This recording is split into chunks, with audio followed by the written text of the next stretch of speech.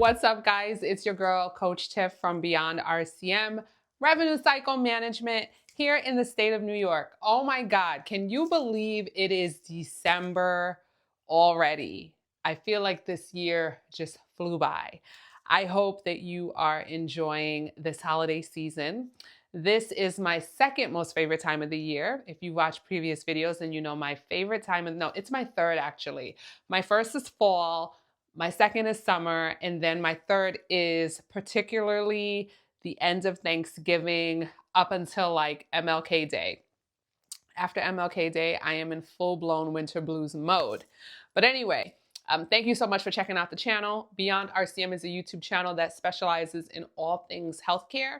Whether you are working in the administrative space, whether you are a medical provider, whether you are dabbling in entering the medical field, or whether you're a patient and you want to understand what's going on in the news as it relates to evolving topics like the Affordable Care Act, like Medicaid. Beyond RCM is your one-stop shop for all things healthcare. So if you haven't done so already, please do not forget to like, subscribe, and hit the notification bell. So I've been meaning to do this shout out video for quite some time. Now, one of the things that I do, if you guys have been with me for a while, you know that I have a full-time position where I work in the revenue cycle management space. But outside of that, I do have Beyond RCM where I provide information for free on our YouTube channel. I also provide continuing education courses on the Teachable platform. That is not free, but we do have a 50% off sale for the holiday season, so you definitely want to check that out. And in addition to that, I also provide coaching and mentoring services for individuals who are interested in either getting into the field and figuring out their career path. You may be experienced and looking to segue in your career, or you may be like a seasoned OG vet looking to get into senior leadership. So I do provide coaching and mentoring services. I do take on a limited number of clients each year because I do have a busy schedule, and I want to make sure that any client that I connect with, I'm able to provide them with impactful and meaningful services. And I want to talk about a client that I had the opportunity to work with a couple months ago. Her name is Susan, and shout out to Susan in Texas. Don't worry, Susan, I am not going to give out your full government. But I had the opportunity to work with Susan and assist her with some coaching and mentoring. And I want to talk to you a little bit about how that process went. So I met Susan at a virtual seminar. She reached out to me via email wanting to link up, and we talked a little bit about her career goals. Susan was not exactly entry level, nor was she quite yet senior level. She was experienced, and she had had a bad experience from her last employer. And if you've been working long enough, you know what it is to have a bad experience with an employer. So Susan had found herself unemployed and trying to figure out her next step.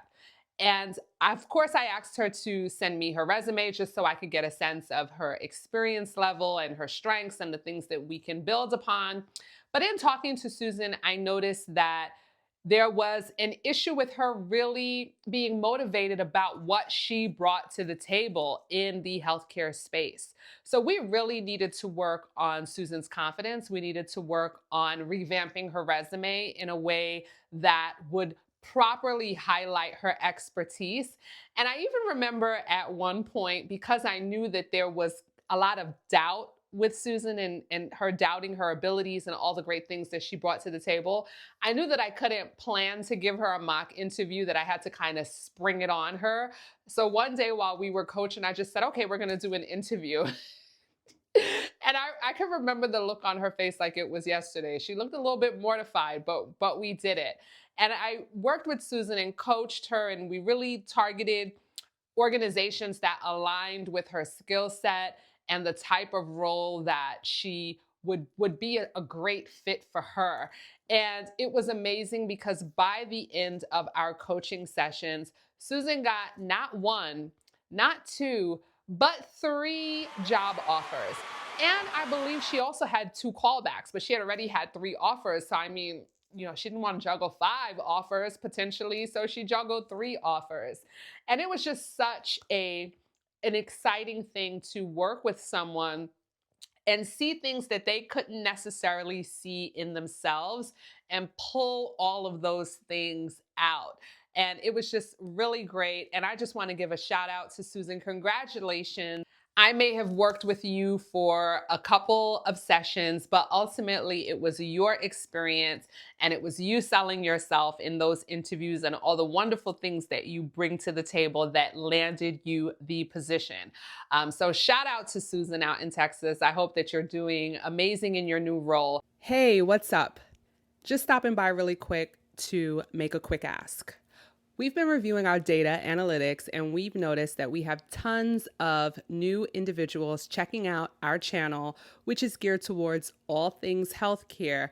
However, many of our viewers are not subscribed to our channel.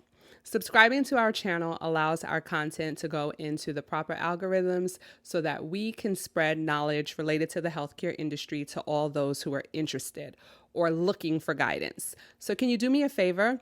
If you haven't done so already, can you please like, subscribe, and hit the notification bell?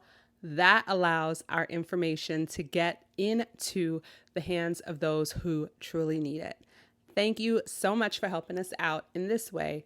Let's continue being great together. What's up, guys? So for this quick RCM evolving topic, I want to talk about something that has been all over the news lately that is affecting an estimated 22 million Americans. And that is the Affordable Care Act subsidies, which is scheduled to end at the end of this month, December 31st, 2025, unless Congress acts to either extend the subsidies or put something in place that will help the American people deal with the high costs that is known to be associated with ACA-related plans. Now, in order for us to understand where we are at currently, it's very important to understand how we got here. The ACA was considered a landmark piece of legislation back in 2010 by then President Barack Obama. The ACA is also referred to as the Affordable Care Act and Obamacare. But back in 2010, it was best known as a contentious piece of legislation. And I know that 2010 folks in government are looking at 2026 like that was not contentious. We were practically singing Kumbaya back then when we landed this bill. But the bill did have to go through many iterations before it finally came into law. And with those iterations and changes meant that there were certain things that did not make this an attractive bill even back in 2010.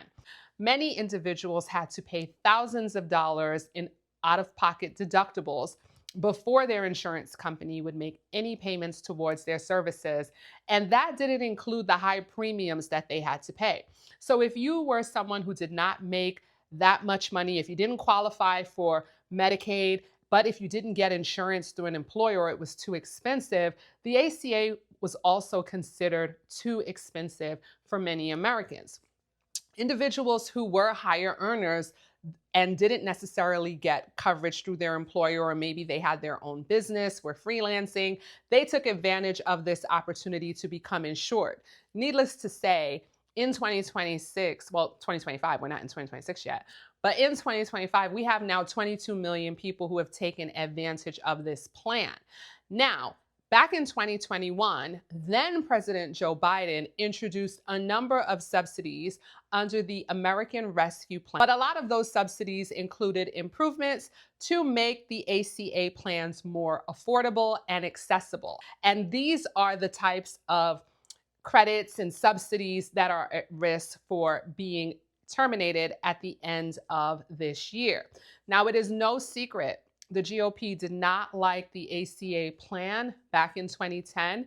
And even in President Trump's first term, he attempted to repeal the ACA, but then Senator John McCain put the kibosh on that with his famous thumbs down. But it's no secret that many in the Republican Party have wanted to get rid of Obamacare for quite some time. The question is, and the question has always been, what will they replace it with for the American people so that they will not lose coverage? Will they replace it with something that addresses many of the issues that made the ACA unattractive to begin with? Or are these credits just going to come to an end and 22 million individuals are going to be stuck either paying more money for their insurance or losing coverage altogether. That's the crux of the matter right now. And unfortunately, I wish I had a crystal ball and could tell you which way this is going to go, but I don't. So I can't tell you that. What I can tell you is that it is very important that something is done so that more individuals do not end up losing medical insurance. I know many individuals, I have family members that are on the ACA, some who have chronic health conditions, and they're very concerned about what's happening or the lack thereof of what's happening. And in the news with everything, with inflation, we can feel it in the groceries, we can see it, with the increase in rent, increase in mortgages. Inflation is a real thing. It is my hope that something is going to be done to finally address putting something in place that gives many working Americans the option to have health insurance that they can rely on and get access to services. On top of all of the Medicaid cuts that we are looking at, we can very well see like a huge number of the American population uninsured a year from now. I truly hope that that's not the case, but we're going to have to stay tuned. But that's the crux of the matter. That's what's on the line here with the ACA.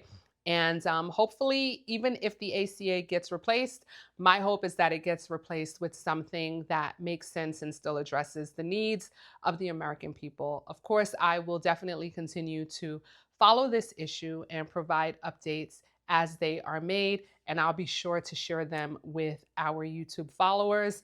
And if you have any questions or comments, please feel free to drop them below, and we'll be sure to review them and get back to you. Peace out.